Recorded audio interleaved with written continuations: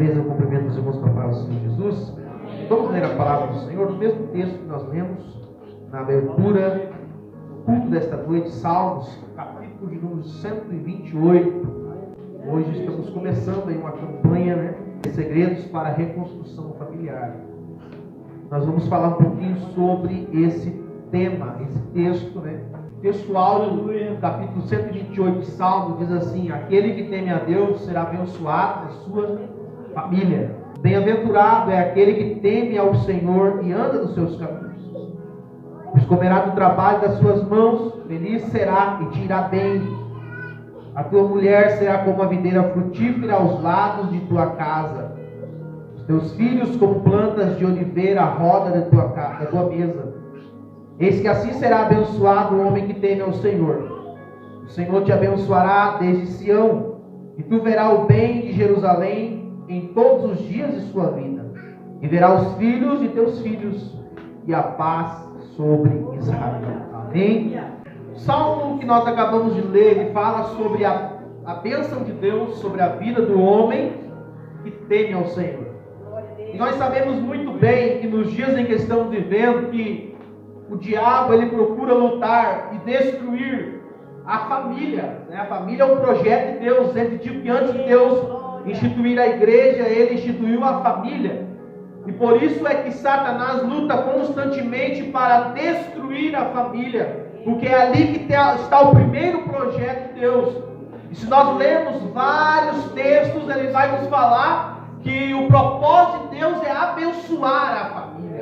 Uma família abençoada, uma família que teme ao Senhor, ela vai desfrutar da bênção do Senhor também. Só que nós vivemos em um tempo onde é necessário que nós possamos novamente recorrer à palavra de Deus, para muitas vezes consertar certos erros de percurso. É necessário fazer alguns consertos para que ela seja uma bênção. Porque é bem possível que você esteja aqui esta noite e esteja passando por problemas no meio da tua família. Às vezes não é o casamento, às vezes é os filhos. Às vezes não é os filhos, às vezes é o casamento. Às vezes, em tantas áreas da nossa família, existem alguns problemas em que a palavra de Deus nos ensina como tratá-los. Nós estamos nessa campanha Segredos para a Reconstrução Familiar. E a primeira pergunta que nós devemos fazer é: você quer reconstruir a sua família? Você está disposto a reconstruir a sua casa, os seus relacionamentos? Porque de nada adianta nós simplesmente estarmos em uma situação difícil e muitas das vezes nós não tomarmos uma atitude.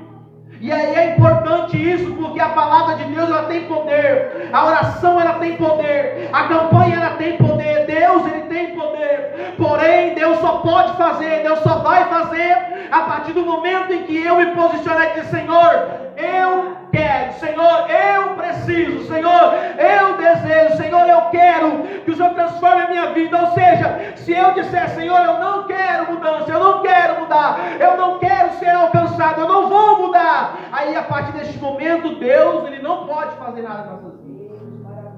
Abra sua Bíblia em Provérbios capítulo 23, versículo 9.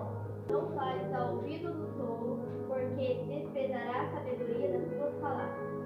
Olha o conceito de Salomão. Salomão está dizendo: falar com o tolo, falar com quem não quer ouvir, falar com quem não quer aprender, é a mesma coisa que você perder tempo. Então nem fale aos ouvidos do tolo. E tolo aqui não é quem não sabe, tolo aqui não é quem não quer ouvir, tolo aqui é aquele que acha que sabe, mas não sabe, aquele que acha que é, mas não é. E eu sempre digo que nós seres humanos somos seres em construção. A gente aprende, a gente lida. Deus te colocou nesta vida, não é para você sofrer. Por que eu estou sofrendo? Porque você despreza o conhecimento. Por que eu estou sofrendo? Porque você não para ouvir quem sabe mais do que você. Por que eu estou sofrendo? Porque você não para ouvir a palavra de Deus. Porque você despreza o conhecimento. E olha a importância da palavra que Deus está dizendo: não fales ao ouvido do tolo, porque desprezará a sabedoria de suas palavras. Quando você decide e diz assim: eu quero que a minha família seja abençoada, eu quero viver isso que a Bíblia está falando. Olha o texto do Salmo 128. Olha o que Deus está falando. Bem-aventurado, você será abençoado. Bem-aventurado aquele que teme ao Senhor e anda nos seus caminhos, comerá do fruto dos seus trabalhos. Feliz será e te irá bem. A tua mulher será videira frutífera, os teus filhos como planta de oliveira. Assim será abençoado o homem que teme ao Senhor. E às vezes você pergunta, mas cadê a bênção? Por que eu não vi? Por que eu não participo disso? Não é Deus. É porque às vezes a gente se coloca em uma posição que a gente se esquece que depende de nós, depende de você mudar. Paulo diz que para nós mudarmos o mundo, a gente tem que mudar a nossa mente. Ele diz assim: não vos conformeis com este mundo, mas transformai-o pela renovação do vosso entendimento. Ele está dizendo, para que você mude o mundo à sua volta, as pessoas à sua volta, primeiro, mudança de mente. Mudança de mente quer dizer mudança de atitude. Eu estou fazendo aqui, assim, está errado, não está dando certo, não vai para frente, não funcionou, eu preciso mudar. Alguma coisa eu tenho que mudar. E não é o outro, não é esperar o outro, não é esperar os filhos, não é esperar o pai, a mãe, ou não é esperar, é nós dizermos, eu preciso mudar, porque não está funcionando.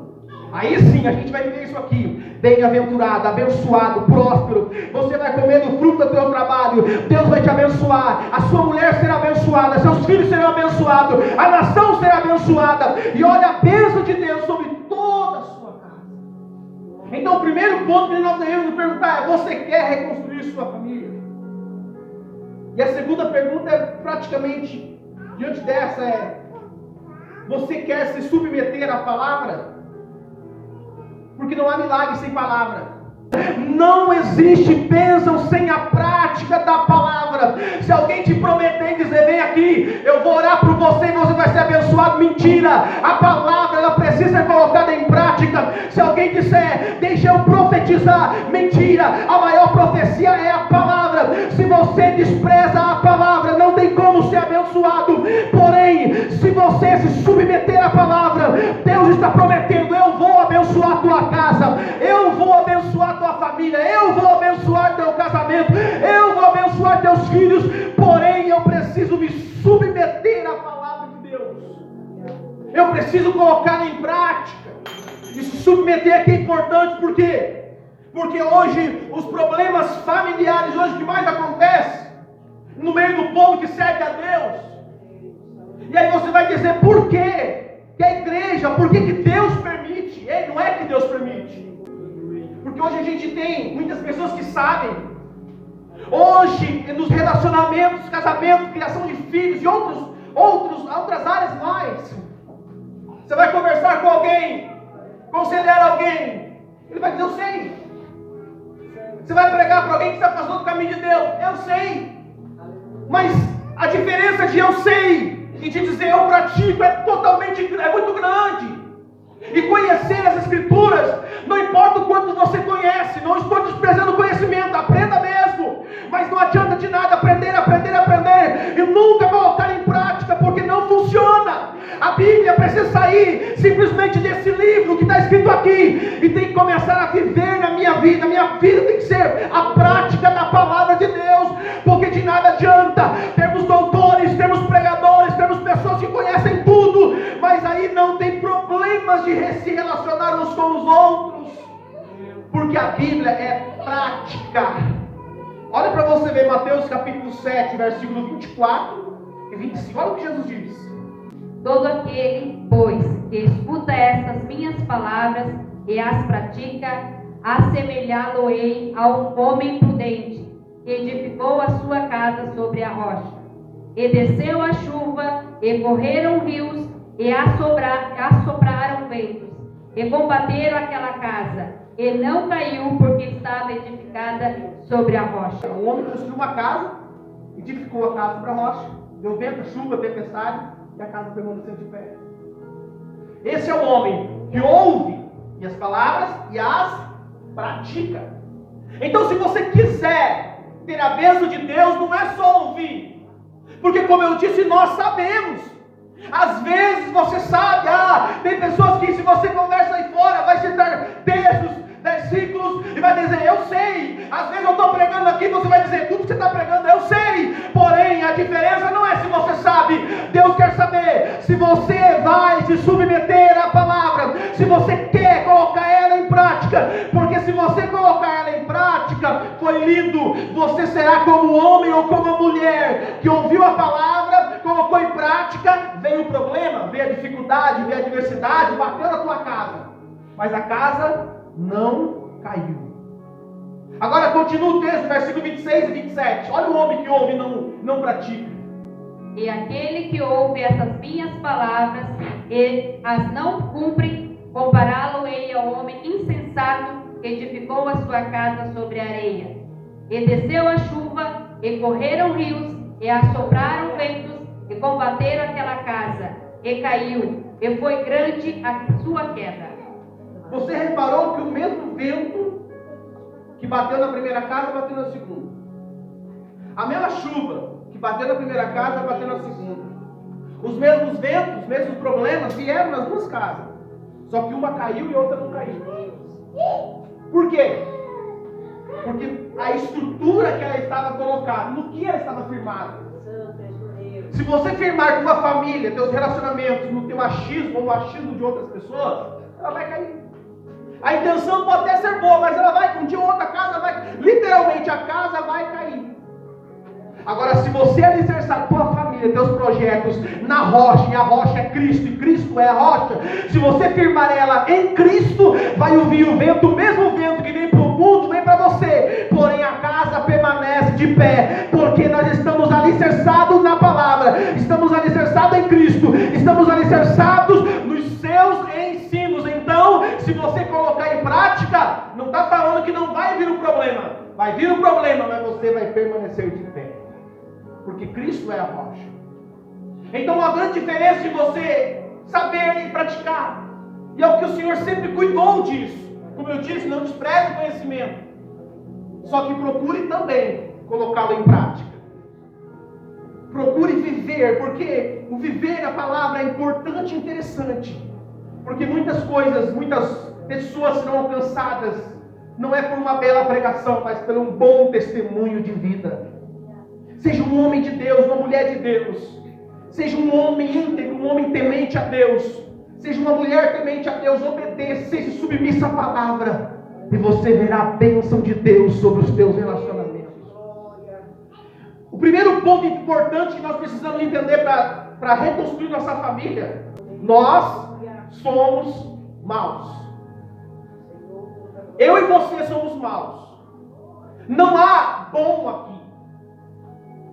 O falso evangelho, totalmente contrário ao que eu estou falando, ele diz que você é bom, que você é o lindinho de Jesus, que você é muito especial. Esse é o falso evangelho.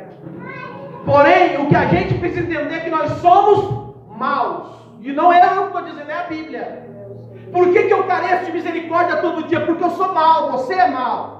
Essa natureza caída aqui, enquanto a gente estiver aqui, ela continuará a ser mal. Só que isto, a gente precisa todos os dias entender, colocar isso na nossa cabeça, que se nós formos dominados por nossa carne, nós seremos malignos, ou seremos maus. É por isso que eu careço de misericórdia todo dia. É por isso que todo dia eu preciso pedir: Deus, me ajuda a vencer esta carne.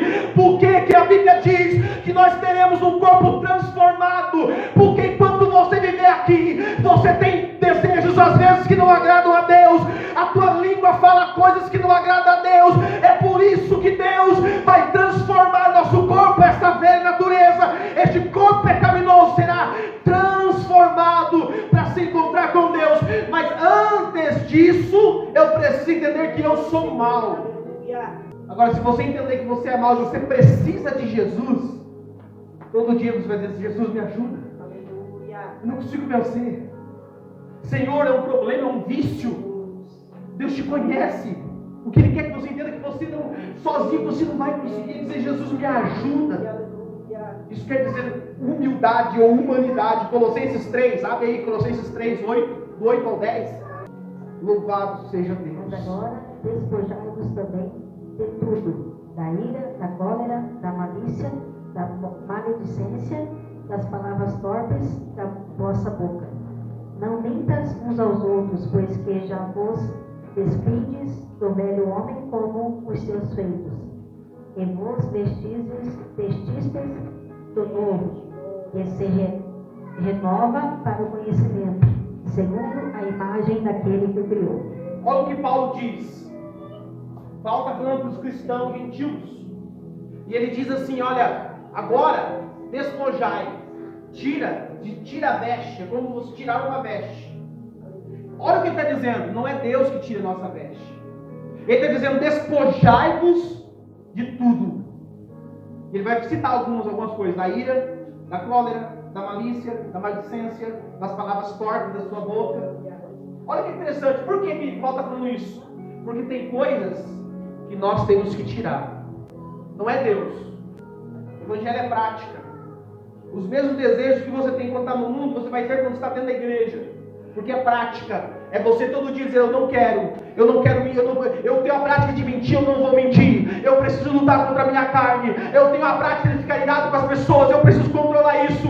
Não tem mágica. Não, alguém vai orar e pôr as mãos e você vai sair daqui de... Não tem. A Bíblia é prática, você precisa colocá-la em prática. É por isso que Paulo está dizendo, despojai, joga para fora, arranca isso do teu coração. Todo dia ora para Deus e diga, Deus, eu estou irado contra alguém, me ajuda, Senhor. Foi o que eu falei no primeiro ponto. Você quer, Senhor, eu quero, me tira isso. Senhor, eu quero, me ajuda. Senhor, eu não consigo, me ajuda. Agora, se nós não fizermos isso, Paulo está dizendo, para se revestir, tem que se despir primeiro. Tem que tirar primeiro. É por isso que muita gente tem dificuldade de receber o Espírito Santo, porque está tão vestido, está tão cheio de coisas, que ele simplesmente está dizendo, eu sou assim, continuo assim e vou morrer assim. O Espírito Santo está dizendo, enquanto não tirar a ira, a cólera, malícia, maledicência, e não parar de falar a palavra torpe, você não pode ser revestido com o Espírito Santo, porque é necessário se despir para depois se vestir. E Paulo vai dizer, continua no versículo 10, depois que você tirou tudo para fora, agora revista-se do novo homem.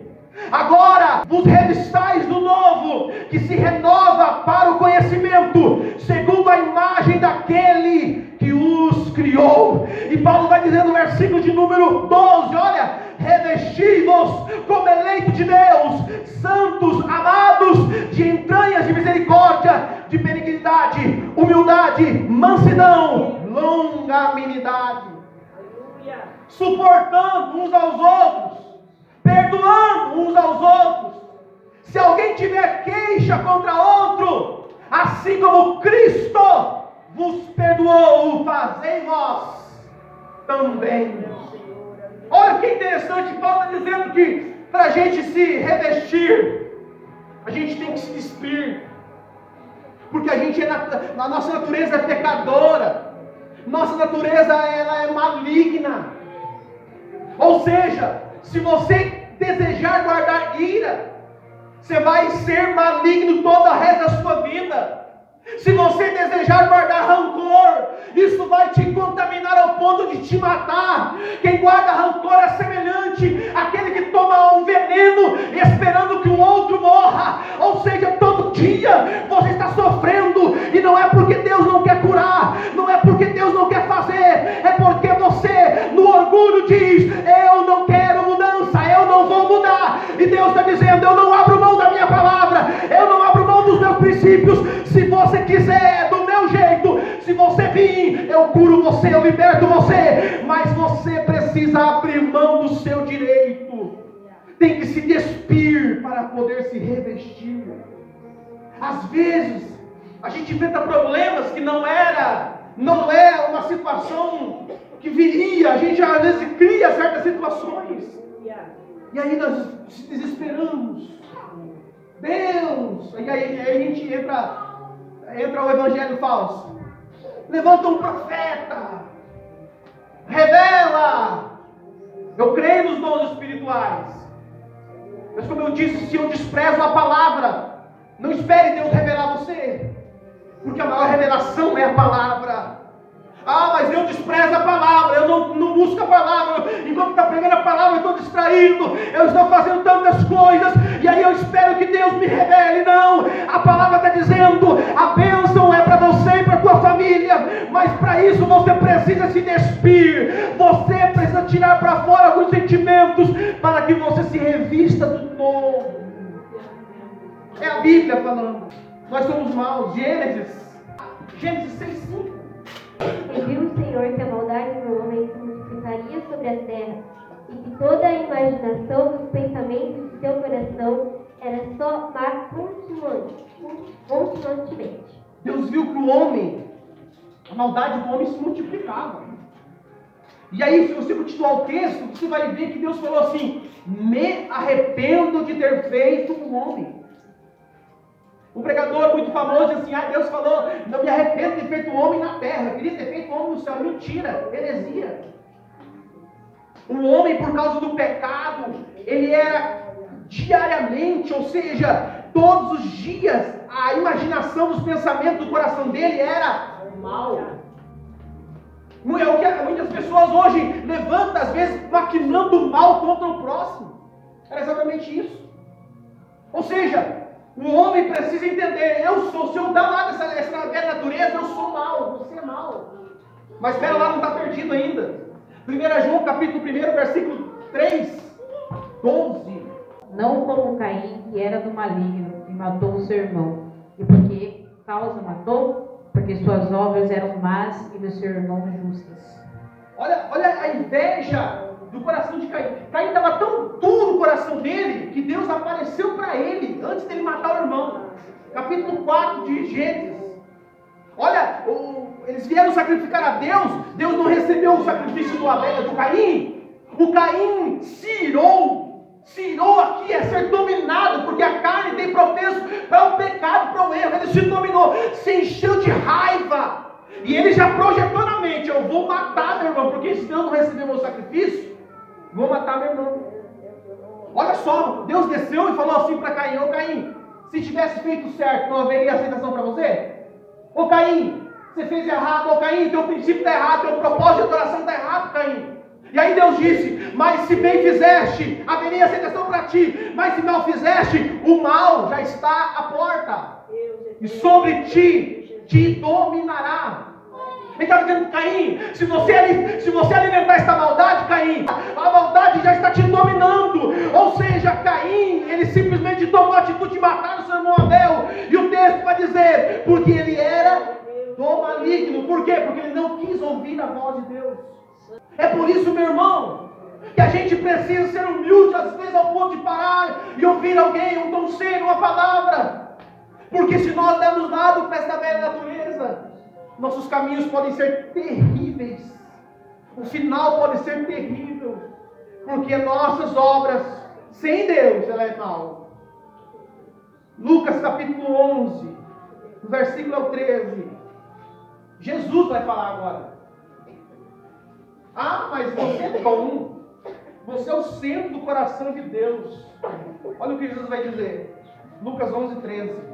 Olha, se vós que sois maus, sabeis dar boa dádiva ao vosso Filho, quanto mais o Pai Celestial dará o Espírito Santo àqueles que lhe o pedirem. Se vós, sendo maus, sabe das boas coisas aos vossos filhos. Lucas capítulo 18, no versículo 18, a gente vai ler também.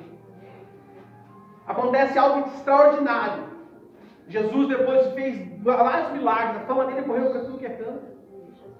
Agora chega um homem próspero, rico, e um homem que tem entendimento. E olha como ele chega até Jesus, Lucas 18, 18.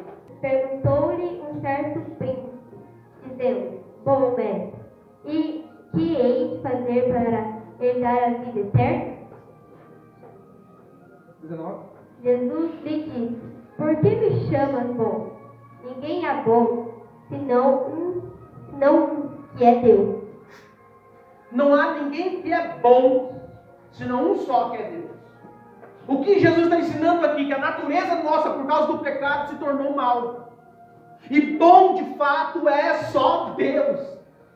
E aí o que acontece aqui é que um jovem rico queria, de certa forma, trazer uma certa bajulação para Jesus, para depois que o Senhor viesse a aceitar o seu estado de avareza, o seu estado de soberba. E o Senhor diz: por que me chamas bom? há um só que é bom, Deus. O princípio da bondade está em Deus. Então, se eu sou mau, se as minhas práticas, se eu delato a minha carne, eu sou mau, então o que eu preciso? Deus.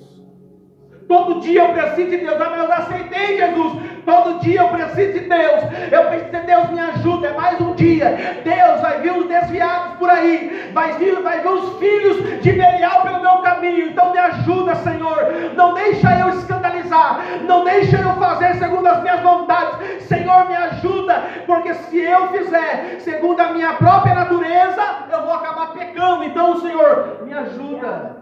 Me ajuda, Senhor, porque eu preciso vencer.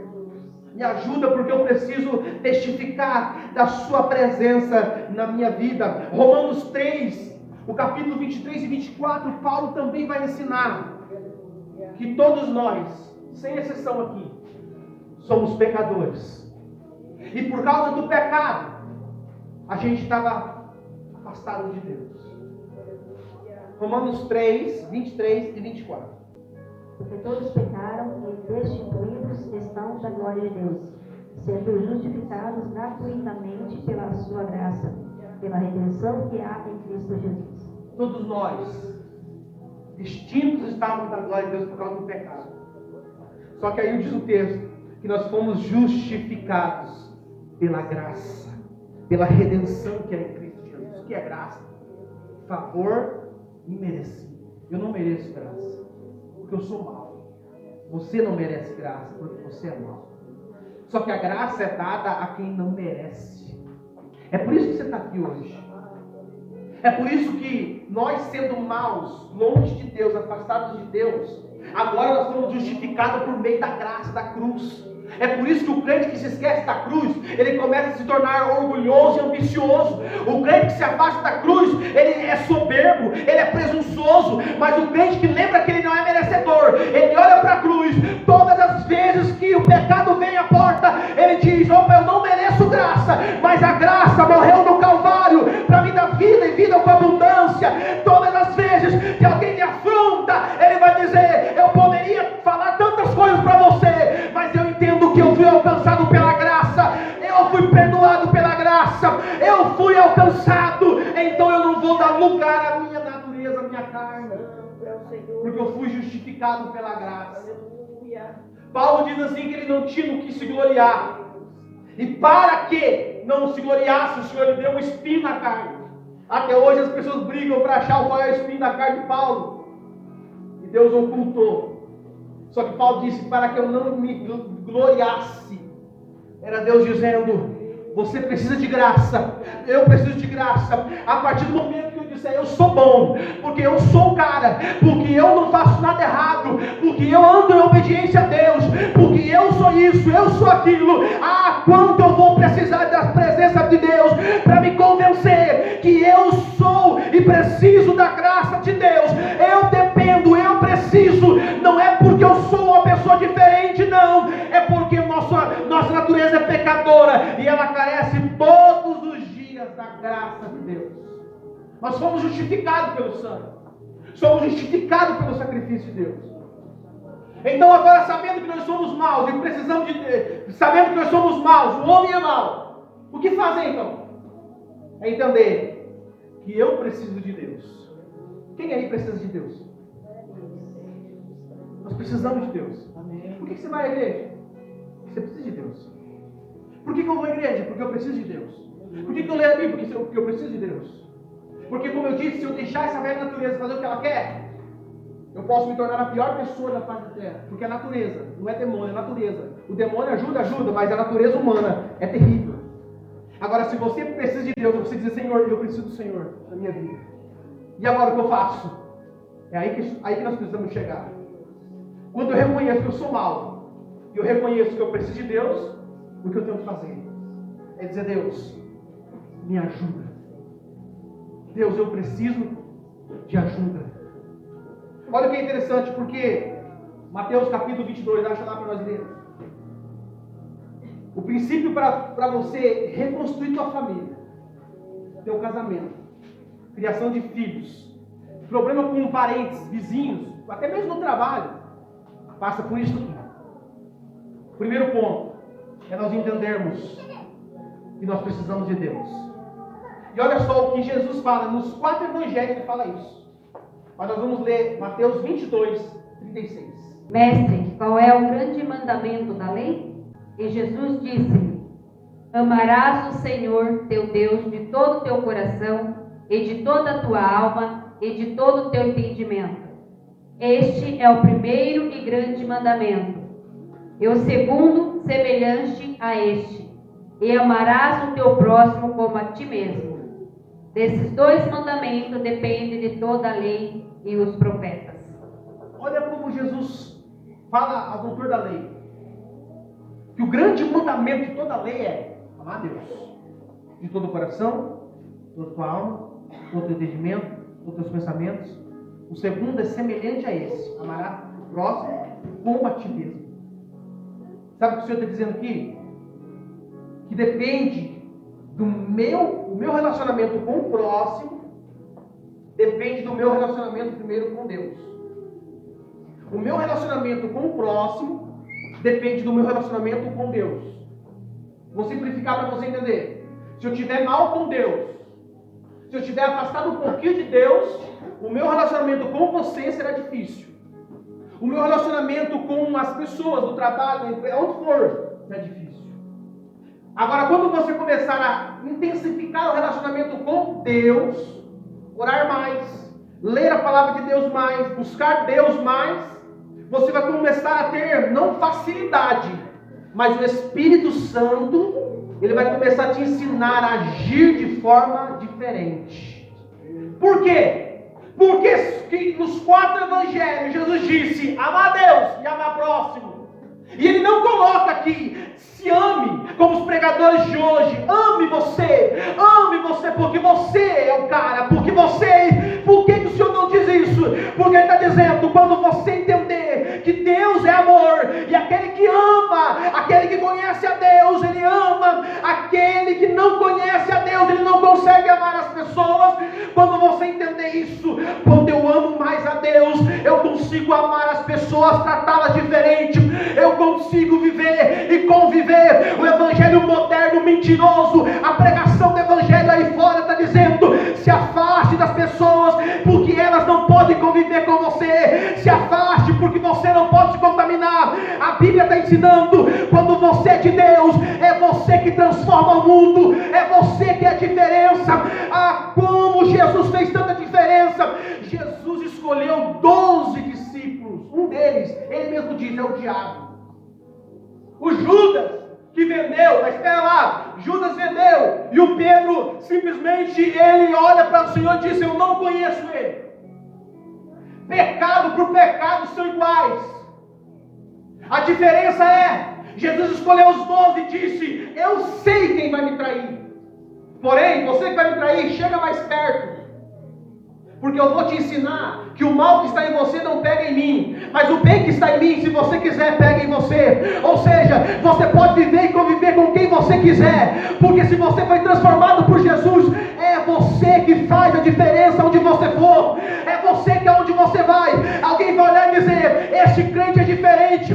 Quando José foi para o Egito, José não tentou fugir, José não tentou simplesmente dizer: eu estou aqui justamente. José foi para o Egito, levou Deus com ele, ao ponto Potifar olhar para José e dizer: olha, esse camarada é diferente, tudo que ele coloca a mão é abençoado, tudo que ele faz é próspero, ao ponto de quando o faraó chama ele, ele diz para Faraó, revela o sonho e diz: coloca um homem sábio, em que há um espírito de sabedoria. Ao ímpio falando para o justo: aonde eu vou encontrar alguém que haja o Espírito do Senhor sobre ele? Ou seja, Deus quer nos abençoar para o mundo olhar para você e dizer: realmente é diferente. Olha, esse crente aqui é diferente, porque tem muito crente igual ao mundo. E Jesus está dizendo: eu quero pessoa diferente. Você está disposto a se submeter à palavra e dizer: Deus, eu quero ser a diferença? Nós estamos muitas das vezes criando uma geração que estão com problemas de entender o outro, com problemas de muitas das vezes entrar em conflito, porque o falso evangelho diz: se afaste, fuja, está com problema no trabalho, peça demissão, vai embora, porque você não merece isso. Se eu te coloquei lá, é lá que eu vou te abençoar. É lá que você vai fazer a diferença. E o ímpio vai olhar para você e ver que eu sou o Senhor na sua vida. Porque isso é palavra, é Bíblia. A gente precisa fazer diferença. Daniel foi lá levado com os cativos para a Babilônia, mas Daniel orava ao Senhor. Daniel mostrou Deus para aquele povo. Daniel, quando foi provado, o que ele fez? Ele continuou sendo fiel. Sabe por quê, meu irmão, minha irmã? Você é a diferença. Não espere o outro mostrar diferente. Faça você mesmo. Comece a viver o que a Bíblia ensina. Jesus estava dizendo para Judas: Judas, o que você decidiu fazer, o problema é seu, a consequência é sua. Só que eu não vou te afastar. Eu não vou te dar motivo para você dizer: eu vendi Jesus porque ele me afastou. Jesus estava dizendo: eu sei quem eu sou. E o que eu sou. Lá quando ele é batizado, ele é tentado por Satanás.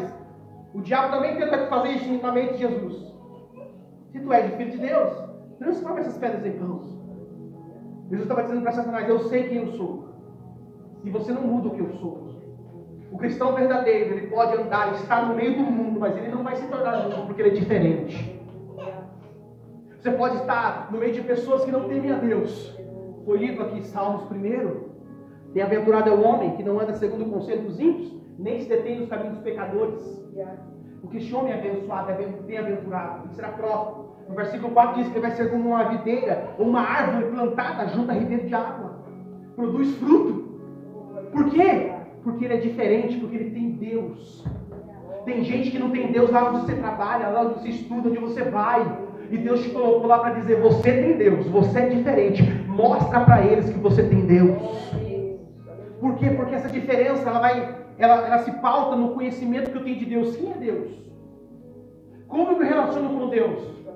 O maior problema nos relacionamentos é esse. As pessoas estão com dificuldade de buscarem a Deus. E aí o problema vem porque cada vez que tem um problema de dificuldade, a gente acaba por se afastar também de Deus. E quando a gente se afasta de Deus, a nossa velha natureza, a nossa carne, ela tem propensa para o pecado. Abre aí Gálatas 5. Quando você se afasta de Deus, meu irmão, minha irmã, e se afastar aqui, deixa eu deixar claro para você, não é sair da igreja. Se afastar aqui, não é dizer eu não vou mais ao culto. Se afastar aqui não é dizer eu estou desviado, não. Se afastar aqui é deixar de se relacionar com Deus. Porque eu posso estar dentro da igreja, mas afastado de Deus. Eu posso estar dentro do templo, escutando tudo que está acontecendo, mas eu não sinto mais nada. Eu posso estar cantando, minha boca está cantando, mas o meu coração está lá. Isso que Deus quer nos ensinar esta noite. Que se você aprender o que é se relacionar com Deus, vai vir, olha a casa que está edificada sobre a palavra, vai vir o vento, vai vir a mesma chuva, vai vir a mesma tempestade sobre você, mas a casa permanece de pé. Por quê? Porque o que sustenta a casa é a rocha, é a pedra, é Cristo. Gálatas 5:17. Porque a carne cobiça entre o Espírito, e o Espírito contra a carne. E estes opõem-se um ao outro, para que não façais o que quer. Olha o que Paulo está dizendo. Carne e Espírito. Quando você dá lá da carne, ela te vence. E aí, se você seguir o texto, você vai ver os frutos da carne. Mas Paulo está dizendo, todo dia, eu sou pregador, mas todo dia a carne e o Espírito não está. Mas eu canto todos os dias, a carne e o Espírito não está. Mas Deus me usa para entregar profecia, mas você é a carne vai lutar contra o Espírito. E quem é que dá a palavra final? Quem vence essa guerra? Você decide. Quem que vence essa guerra? É carne ou Espírito? Você é que diz. Quando a gente começa a ler esse texto, nós vamos ver que Paulo está dizendo, meu irmão, você ainda é carne, Deus ainda não te arrebatou para o céu, então a luta é tua. Você tem que dizer, Deus, eu quero transformação, Deus, me ajuda a romper, me ajuda a vencer essa velha natureza, porque todo dia a tua carne vai dizer, faz isso aqui porque não tem problema. Não, você pode mentir, você pode fazer o que você quiser. Não, você pode, ninguém está vendo, o pastor nem está vendo, os irmãos nem estão vendo, porque ninguém vai ver, ninguém está te vendo. É a carne. A carne está forte. Só que o Espírito quer fazer a vontade de Deus. O Espírito, quando ele está forte, ele quer fazer a vontade de Deus. É o que eu disse sobre relacionamento. Quando você enfrenta um problema, quer vencer, ora mais. Quando você enfrenta um problema, ao invés de você parar de orar, diga: Senhor, eu vou orar mais, e o Senhor vai me dar uma estratégia para vencer isso. Ah, Senhor, estou com um problema nessa área, eu vou orar mais, e Deus vai me ensinar, me ajudar o que eu tenho que fazer. Em vez de eu me afastar, eu vou aprimorar a minha vida com Deus, vou intensificar meu relacionamento com Deus, porque a minha carne não vai vencer o meu espírito, e para isso acontecer, eu preciso alimentar o meu espírito. E como se alimenta o espírito? Lendo a palavra, orando. É assim que se alimenta o teu espírito. Diante disso, nós precisamos nos perguntar como está o nosso relacionamento com Deus. E para saber isso, você pode responder para você. Como está o meu relacionamento com Deus? Isso é importante. E para você saber como está o teu relacionamento, eu te pergunto: qual é o tempo que você lê a palavra de Deus? Quanto tempo você dá para a leitura da Bíblia? Quanto tempo você para meditar? Salmo 1 diz, como foi lido: é o homem que, bem-aventurado é o homem que não anda segundo os conselhos dos ímpios. Versículo 2, este homem medita na lei de Deus, dia e noite. Então vai depender do teu relacionamento, de quanto tempo você ora, quanto tempo você lê a Bíblia. E segundo ponto, quanto tempo você ora?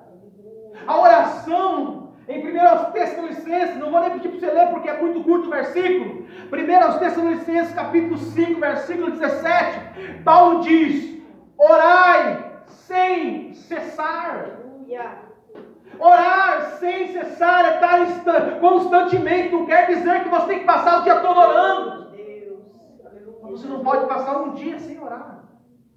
E aí você quer vencer, aí você quer ter uma família próspera, quer ter um relacionamento próspero, mas você não lê a Bíblia, mas você não passa tempo orando, você não passa tempo jejuando. Aí você vai para a internet, para os pregadores atualizados, coaches, que se dizem pastores e que são responsáveis por esta bagunça. Aí você vai se alimentar com comida que não te alimenta, e você vai passar mal. Por quê? Porque você está com um problema no teu relacionamento com Deus. Você quer uma bênção, você quer uma vitória, você quer que Deus te abençoe. E comece a ler a palavra de Deus. Comece a orar. Quando você orar, você não vai ouvir voz, você não vai ver vulto. Quando você orar, o Espírito Santo vai falar aqui dentro o que você tem que fazer. Quando você orar, você vai dobrar o teu joelho e dizer: Deus, contar para Deus a situação.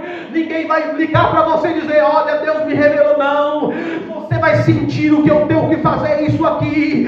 Deus está me direcionando para isso aqui. Quando você buscar Ele, Ele vai te ouvir. Quando você clamar a Ele, Ele vai te responder. É você passando por luta, o Espírito Santo do lado dizendo: eu quero falar com você, eu quero te dar instrução.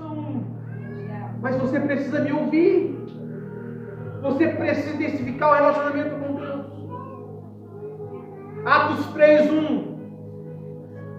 Os irmãos primitivos venciam porque oravam.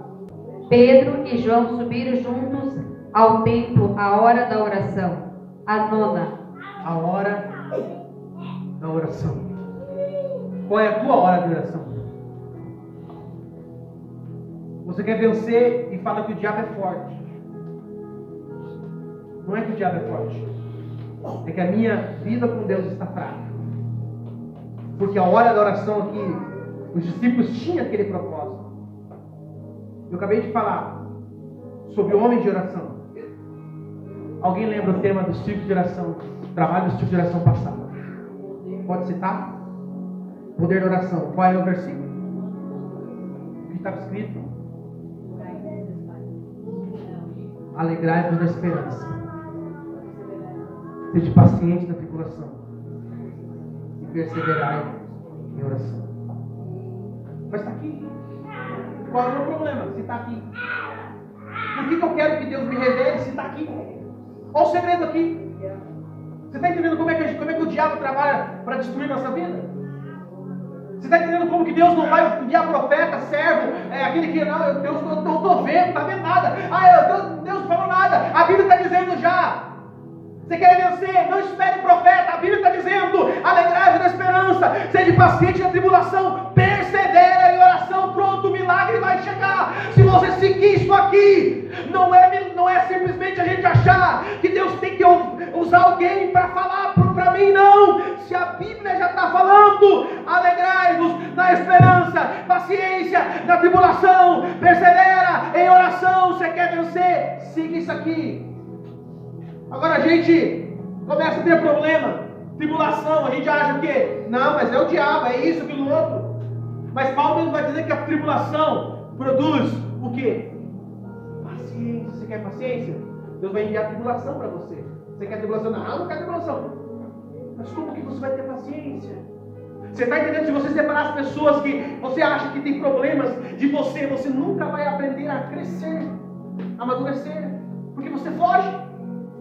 Vem um problema, você diz: não, Deus me afasta daquela pessoa. No trabalho, Deus manda se eu dar conta para essa pessoa. E Deus está dizendo: eu estou tentando gerar paciência em você. Eu estou tentando gerar em você um homem, uma mulher de caráter, um homem, uma mulher que seja diferente. Mas você está fugindo. Você está dizendo: Deus, eu não quero passar por esta luta. Ei, meu irmão, nossos irmãos primitivos morriam, mas estavam cientes de que quando partisse dessa terra, eles iam se encontrar com Cristo. Eles tinham alegria até mesmo na hora da morte, porque eles foram moldados. A gente, como ser humano, a gente vai ser moldado. Eu falei no início, nós somos seres em construção. Deus vai colocar uma pessoa chata no teu caminho. Não é para você ser chato com ele, é para você aprender a lidar com ele, porque vai vir um monte de gente igual. Deus coloca pessoas com certos problemas, porque ninguém é igual a ninguém. Mas é Deus dizendo: você é diferente. Mostra isso para as pessoas. É Deus falando para nós quando a gente precisa ser moldado segundo Cristo, o que Ele fez. A oração é importante. Daniel 6:10. Daniel capítulo 6, versículo 10. Intensifique teu relacionamento com Deus. Pastor, mas eu não tenho tempo para orar. É a primeira desculpa. Mas a segunda desculpa: eu não sei orar. E outras, eu podia citar para você um monte, porque eu ouço direto. Daniel 6:10. Daniel, pois, quando soube que o dito estava assinado, entrou em casa. Ora, havia no seu quarto as janelas abertas para o lado de Jerusalém. E 3 vezes no dia se punha de joelhos e orava, e dava graças diante do seu Deus, como também antes costumava fazer.